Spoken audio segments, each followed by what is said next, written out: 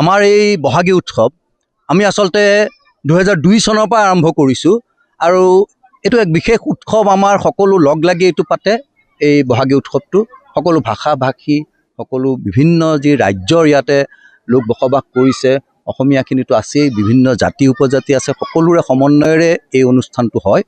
আৰু আমি 2017 চনৰ পৰা এটা বিশেষ এই অনুষ্ঠানটো আজি যিটো আপোনালোকে দেখিলে সমন্বয় যাত্ৰা, এই সমন্বয় যাত্ৰাটো আমি ইয়াৰ লগত সংযোজন কৰিছোঁ। আৰু সমন্বয় যাত্ৰাটো সংযোজন কৰাৰ মূল উদ্দেশ্য হৈছে যে আমাৰ অসমীয়া জাতিৰ যিখিনি সংস্কৃতি আছে, সাজ পোছাকৰ পৰা আৰম্ভ কৰি নৃত্য গীতৰ পৰা আৰম্ভ কৰি সকলো জাতি উপজাতিৰ যি সংস্কৃতি আছে, লগতে ভাৰতৰ বিভিন্ন প্ৰদেশৰ যিবোৰ সংস্কৃতি আছে, সেই সংস্কৃতিবিলাকো আমি ইয়াত দাঙি ধৰোঁ। আৰু সেইটো আমাৰ সুবিধা হৈছে কাৰণ সকলো প্ৰদেশৰে ব্যক্তি আমাৰ এই চৌহদত আছে। আৰু সেয়েহে আমি এনেকুৱা এটা সমন্বয়েৰে ইয়াৰ দ্বাৰা এই সমন্বয়টো আমাৰ চৌহদত এনেও আছে আৰু সেই সমন্বয়ৰ মাজে আমি এইটো প্ৰকাশ কৰিব ওলাইছোঁ যে আমি সেই সমন্বয় যাতে আমাৰ সমগ্ৰ অসমত থাকে, সমগ্ৰ ভাৰতত থাকে আৰু বিশ্বলৈ আমি এই বাণী যাতে কঢ়িয়াই লৈ যাব পাৰোঁ যে সমন্বয়হে শান্তিৰ মূল মন্ত্ৰ। গতিকে সেই উদ্দেশ্যে আগত ৰাখি আমি আমাৰ বহাগী উৎসৱৰ লগত এই সমন্বয় যাত্ৰা সন্নিৱিষ্ট কৰিছিলোঁ। আৰু অহা বছৰ আমাৰ চিলভাৰ জুবিলি অৰ্থাৎ আমাৰ 25 বছৰ সম্পূৰ্ণ হ'ব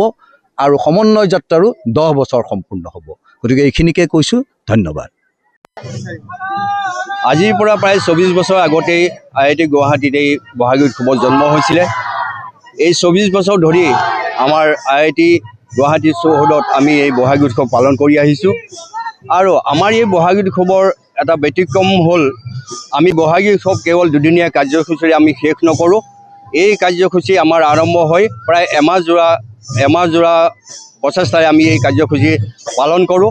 বিভিন্ন ধৰণৰ খেল ধেমালি, আমাৰ ৱৰ্কশ্বপ, ল'ৰা ছোৱালীবিলাকে যাতে ইয়াৰ জৰিয়তে বিভিন্ন আমাৰ বিহুনাম ঢোল বাদন বা অন্য ধৰণৰ যিবিলাক কলা সংস্কৃতি আছে সেইবোৰ শিকিব পাৰে। কুইজ প্ৰতিযোগিতা হয়, আমাৰ লিটাৰেৰী কম্পিটিশ্যন হয়, আৰ্ট কম্পিটিশ্যন হয়, এই সকলোবিলাক আমি অনুষ্ঠিত কৰোঁ। সেই আমাৰ বহাগী উৎসৱটো অন্য বহাগী উৎসৱতকৈ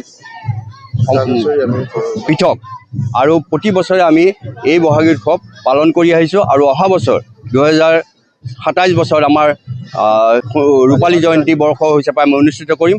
আমি এই চৌহদৰ সকলো ৰাইজৰ আমি সহায় সহযোগ কামনা কৰিছোঁ।